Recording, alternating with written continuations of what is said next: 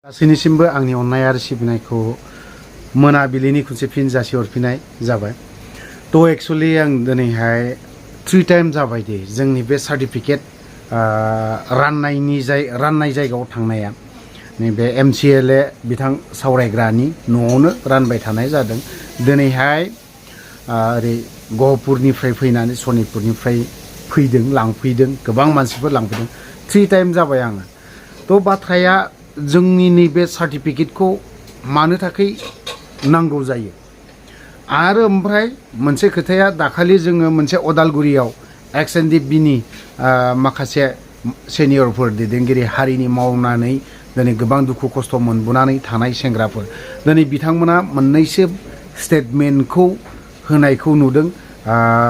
News पर्टेलाव। दिनै बिथांमोना नैबेखौ लानानै होनाय जायो। नैबे 500 रुपिसखौ मानो थाखाय लानाय जायो बेखौ एसे दिनैहाय आं खेंफोरथि होनो नागिरदों। थ' लोगोसे बियो खेंफोरथिखौ होनायनि सिगां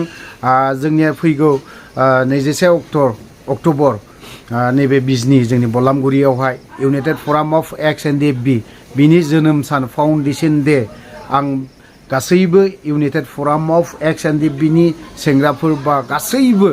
दैदेनगिरिफोरखौ फैगोन होननानै आं खावलायखानाय थाबाय। मानो होननानै बुङोब्ला जोंहा फाउन्डेसन दे बिजनि बलामगुरियावनो जोंनि गोरोबथा फारामावनो जि जायगायाव जोङो इउनाइटेड फराम अफ Ex-NDFB खौ दाजेनदोंमोन बे जायगायावनो जोङो फाउन्डेसन डे जोनोम सानखौ बावहायनो खुंनाय जागोन। थ' लोगोसे गासैबो जोंनि जेसेबां खना खनला Ex-NDFB इउनाइटेड फरामाव डिस्ट्रिक्ट वाइज दानानै होनाय बिथांमोनखौबो फैनो थाखाय खावलायनाय जाबाय। मानो थाखाय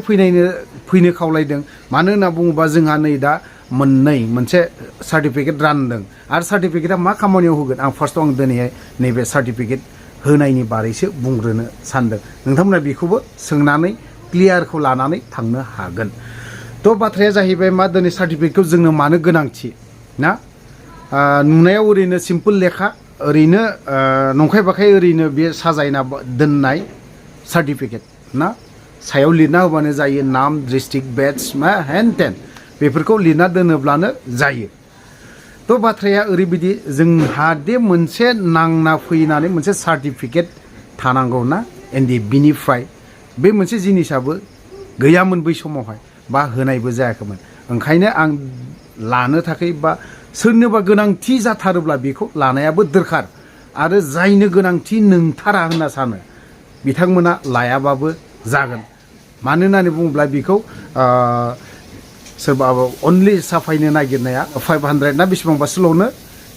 साफायनो नागिरदोंमोन जायफोरनो गोनांथि। खिन्थु दिनैहाय आं दिनै खुनथाम थांनानै मोनसे बुस्थुखौ नुबोदों 500 रुपिस लानाया गिदिर बाथ्रा नङा लादों मोजां जादों। दिनैहाय 500 नि बाथ्राखौ आं उनावसो बुंगोन दे सिगां नैबे सार्टिफिकेटनि बाथ्राखौ बुंग्रोनि।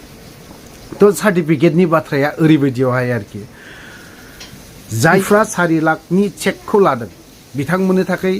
गोनांथि होननानै आं सानो। मानो होननानै बुङोब्ला जानो हागौ जों बैसो गैला आं साख्रिबो लाला बा माबा मोनसेबो लाला बेफोरबायदि साननानै दोनोब्ला बियो एसे उसुबिदा जाहैगोन। मानो होननानै बुङोब्ला जाय मानसिया 4 लाख चेक दङ बे चेकखौ लानानै नैबे अदालगुरियानो होन बाक्सायानो होन बा चिराङानो होन बा क'क्राझारानो होन बिथांमोननि SP दङ बे SP नावहाय थांनानै आं सासे NDFB बिदिबायदि 4 लाखनि चेकखौबो नै बिनो होननानै देखायनानै SP अफिसनिफ्राय मोनसे आइ कार्डबो हरगोन बिसोरो। बै आइ कार्डखौ लानानै नोंथांमोना दा पुलिस माबायावहाय रिक्रुइट जागासिनो दङ अनलाइनावहाय बेखौ नोंथांमोना एप्लाइ खालामनो हागोन। जायफ्रा 4 लाख मोनदों दै 4 लाख मोनिफ्रा खिन्थु जाथ'नाय नङा। मानो होननानै बुङोब्ला बिथांमोना चेकनि माखासे माबाया गैया नालाय जागोन बिथांमोननियाबो 4 लाखआ जागोन। आं दिनै सावरायग्राजों सावरायदोंमोन नालाय सावरायग्राजों सावरायनानै बिथांमोना बुंदों सरकारा बुंदों होनायनि खोथाखौ खिन्थु माला होगोन जों नेनांगोन बेखिनि बाथ्राखौ बुंदों। ओंखायनो जायफोरा 4 लाख मोनाखै बिथांमोना अधर्ज जानो नाङा आंनि मोनसे गुरै खावलायनाय। साननो नाङा जे नोंथाङा दिनै अफ्रियाबो दिनै सावरायग्रानाव थांनानै माबा मोनसे पेकेज लाबोबाय बे मालाबाबो नङा आरो नंखाय बियो। मानो होनोबा गोनां जायोब्ला मालाबा सावरायग्रानि उल्थायोबा आङो बुंगोन जि गोरोन्थि मावो आं बेखौ बुंगोन सावरायग्राखौबो। थ' दिनैहाय बाथ्राया सार्टिफिकेटखौ जायफ्रा 4 लाख चेक लानाय बिथांमोना लानाया गोनांथि इयुनाव भबिष्यतआव जाहैनोबो हागौ बैसो गैया आङो हयतोबा आङो बेकार लनबो लानो हागौ नैबे जिनिसखौ लानानै बे सार्टिफिकेटखौ लानानै आरो एसपि अफिसनाव आङो आइ कार्डखौबो लायगोन लायनानै बेजोंनो आङो हयतोबा लन थन माबा मोनसे एप्लाइ खालामोबा एसे रेहाय जाहैगोन नामा आं बेखौ सानदों आरो जोंनि दैदेनगिरि इउनाइटेड फराम अफ एक्स-NDFB नि दैदेनगिरि खुगानिफ्रायबो बे जिनिसा ओंखारदों लोगोसे आरो सावरायग्रा बिथां MCLA बिथांनिफ्रायबो ओंखारदों मानोब्ला थानोबो हागौ ओरैनोथ' रायलायाना बिथांमोनाबो नैबे बाथ्राखौ एसे साननाया मोजां थ' दिनैहाय नोंथांमोना बेखौ एसेब्लाबो क्लियार जाबाय जानांगौ दानिया फैदो 500 रुपिस सानथाम आङो सावरायग्रानि न'आव थांदों आं दिनैबो नै दासो फैनानै आं नैबे भिडिअखौ खालामदों बिथांनावहाय हाबहैनाय लगे लगे मानसिया एसेब्लाबो होंगो दोंगो जानायनि ना गहपुरनिफ्राय फैनाय धेमाजिनिफ्राय फैनाय ना बाक्सानिफ्राय फैनाय खय एकजना मोनजालांदों ओंखाम दिनै बे ओंखामखौ सोरनिफ्राय संगोन दिनै सानदों सोरबाया नैबे बिथां सावरायग्राया MCLA बियो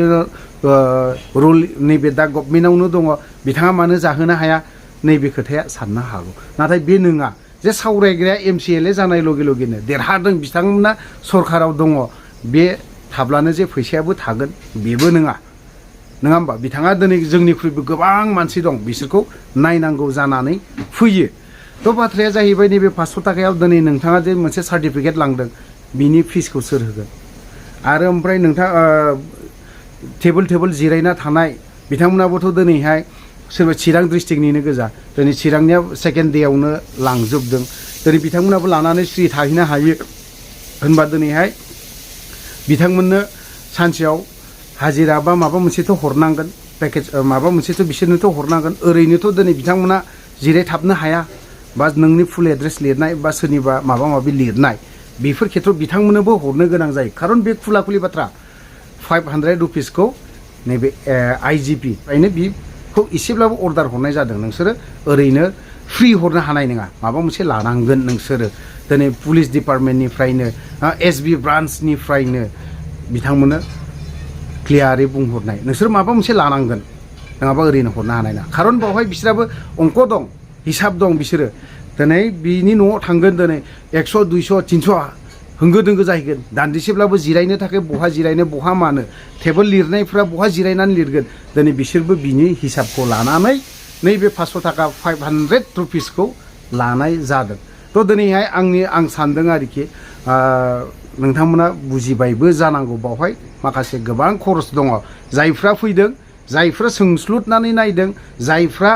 सिं सिं हाबनानै नायदों बेफोरखौ एसेब्लाबो बुजिदों जानांगौ बा 500 लानाया बा लसबो जायाखै बेखिनि बाथ्राखौ एसेब्लाबो सानदों जानांगौ ना 300 होदों सोरबाया फिस बिजा होलांदों बेखौनो नाजावनानै लानाय जादों खिन्थु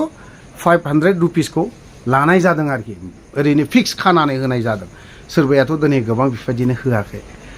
थ' नोंथांमोना बेखौ बुजिबाय जानांगौ बा आंनि साननाय बा बेयावहाय स्टेटमेन्ट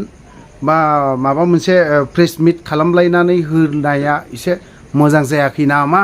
होननानै आं सानदों होनायनि सिगां उदालगुरिनि दिनैहाय गोबाङानो फैदों आं गोबां सेंग्राफोरखौ लोगो मोनदों गोबां सेंग्राफोरनाव आं गोबां खोथा सावरायलायदों आं माखासे बाथ्राखौ आं बुंला दिनै बिथांमोना फैनानै लांफैदों एसेब्लाबो हयतोबा बिथांमोना बुजिदों नंगौ बिथांमोना गोजाननिफ्राय फैदों गोबां खरस जायो आं बुजिदों खिन्थु एसे फैनानै सोंनानै जुदि थाङोब्ला